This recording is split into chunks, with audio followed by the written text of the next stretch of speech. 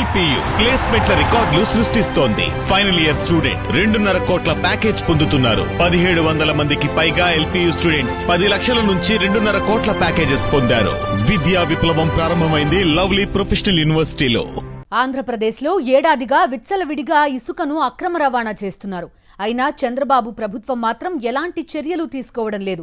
దీనికి 2 కారణాలు ఉన్నాయంటున్నారు రాజకీయ పరిశీలకులు. ఒక కారణం, అసలు ఇసుక అక్రమ రవాణా చేస్తోందే పచ్చమూక. అదే టీడీపీ మైనింగ్ మాఫియా నేతృత్వంలోనే ఈ దందా సాగుతోంది. ఇక రెండో కారణం ఏంటంటే, అసలు ముఖ్యమంత్రి చంద్రబాబు మీదే ఇసుక స్కామ్ కేసు పెండింగ్లో ఉంది. ఇసుక నుంచి తైలం పిండడంలో నిజం ఎంత ఉందో తెలియదు, కానీ ఇసుక నుంచి వేల కోట్ల రూపాయలు కొల్లగొట్టొచ్చని చంద్రబాబు 2014-19 మధ్య కాలంలోనే నిరూపించారు. అది కూడా ఉచిత ఇసుక పేరు చెప్పి నాడు ఉచిత ఇసుక విధానం ముసుగులో పచ్చ ముఠా సాగించిన దోపిడీని సిఐడి పూర్తి ఆధారాలతో బట్టబయలు చేసింది. ఆంధ్రప్రదేశ్లో అరాచక పాలనకు ఏడాది. ఈ సంవత్సర కాలంలో ఏపీని దశాబ్దాల పాటు వెనక్కి నెట్టేసేలా చంద్రబాబు అండ్ కో అహర్నిశలు కృషి చేస్తూనే ఉన్నారు. లిక్కర్ నుంచి ఇసుక వరకు ప్రత్యేకంగా మాఫియాలను పెట్టి మరీ దోచేస్తున్నారు పచ్చమూక. అయితే ఇసుక మాఫియాకి సంబంధించి ఒక ఆసక్తికరమైన ఆందోళన కలిగించే నిజం ఉంది. ఇసుక అక్రమ రవాణాని చంద్రబాబు ప్రభుత్వం అడ్డుకోవాలి, అరికట్టాలన్న డిమాండ్లు చాలానే వినిపిస్తున్నాయి. కానీ అసలు విషయం ఏంటంటే, ఆ చంద్రబాబే ఇసుక స్కామ్లో అడ్డంగా దొరికిపోయారు.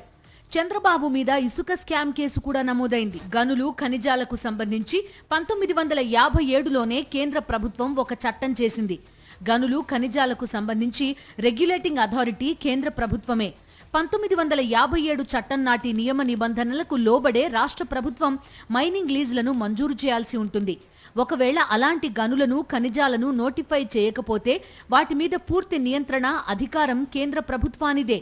2014లో అధికారంలోకి రాగానే ఇసుక లీజుల విషయంలో చంద్రబాబు ప్రభుత్వం ఈ చట్టంలోని నియమాలను నిబంధనలను పూర్తిగా ఉల్లంఘించింది.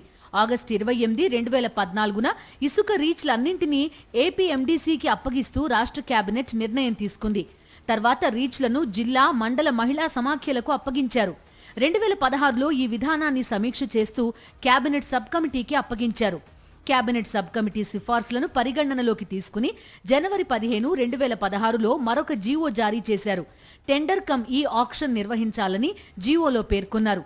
అనూహ్యంగా కేవలం 2 నెలల వ్యవధిలోనే దీన్ని కూడా పక్కన పెట్టారు. ఉచితంగా ఇసుక అంటూ మార్చి 4, 2016న ఒక మెమో జారీ చేశారు. దీనికి అనుగుణంగా ఏప్రిల్ 6, 2016న జీవో 43 జారీ చేశారు. ఉచిత ఇసుక విధానానికి సంబంధించి న్యాయ సమ్మతం లేకుండా, కసరత్తు లేకుండా ఈ ఉత్తర్వులు జారీ చేశారు. ఇసుక పాలసీ విషయంలో కేబినెట్ ఒక నిర్ణయం తీసుకున్న 2 నెలల వ్యవధిలోనే మళ్లీ ఈ నిర్ణయం తీసుకున్నారు. ఒక పద్ధతి లేకుండా, ఒక విధానం పాటించకుండా ఈ నిర్ణయం తీసుకున్నారు. టెండర్ మరియు ఈ ఆక్షన్ ద్వారా ఇవ్వాలన్న కేబినెట్ నిర్ణయాన్ని పూర్తిగా పక్కన పెట్టారు. ఉచిత ఇసుక విధానానికి తగిన కారణాలను కూడా తెలియజేయలేదు.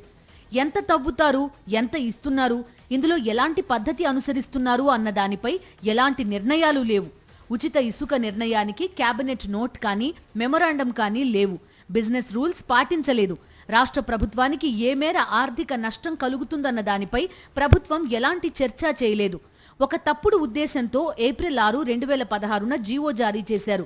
ఇతరులకు లబ్ధి చేకూర్చాలనే ఉద్దేశంతోనే ఈ నిర్ణయం తీసుకున్నారు. ఉచిత ఇసుక పేరిట రాష్ట్రంలో అక్రమంగా ఇసుక తవ్వకాలు జరుగుతున్నాయని నాడు హైకోర్టు పలు సందర్భాల్లో చెప్పింది. ప్రైవేటు వ్యక్తులు ఉచిత ఇసుక విధానం మాటున దోపిడీకి పాల్పడ్డారని నేషనల్ గ్రీన్ ట్రిబ్యునల్ పేర్కొంది. పేదలకు ఉపయోగపడాల్సింది పోయి కొందరు వ్యక్తులకు లబ్ధి చేకూర్చడానికి ఉచిత ఇసుక విధానాన్ని రూపొందించినట్టుగా పేర్కొంది. 2016, 2019 మధ్య దాదాపు 1000కి పైగా అక్రమ ఇసుక కేసులు నమోదయ్యాయి. కానీ కొండంత అక్రమాల్లో ఇది గోరంత మాత్రమే. ప్రజాబాహుల్యంలో ఉచిత ఇసుక అని చెప్పారు. కానీ రీచ్లన్నీ ఎమ్మెల్యేలు, అప్పటి అధికార పార్టీలో ఉన్న రాజకీయ నాయకుల చేతుల్లో నడిచాయి. భారీ యంత్రాలను పెట్టి ఇసుకను నిలువునా దోచుకున్నారు. ఉచిత ఇసుక విధానం నీడన ప్రభుత్వానికి తీవ్ర నష్టం చేకూర్చారు. ఇవన్నీ గతంలోనే మైనింగ్ అధికారులు, సిఐడి ప్రాథమికంగా గుర్తించింది. గతంలో మైనింగ్ శాఖ అధికారులు ఇచ్చిన ఫిర్యాదు మేరకు చంద్రబాబు, దేవినేని ఉమా, చింతమనేని ప్రభాకర్, మరికొందరు టీడీపీ నేతలపై సిఐడి కేసు నమోదు చేసింది. ఇప్పుడు చంద్రబాబు ప్రభుత్వం అధికారంలోకి వచ్చి ఏడాదైనా ఆ కేసును విచారించలేదు. నాడు ఎలా ఇసుక దోపిడీ చేశారో నేడు అదే మోడల్లో పచ్చమూక ఇసుక దోపిడీకి తెగబడుతున్నారు.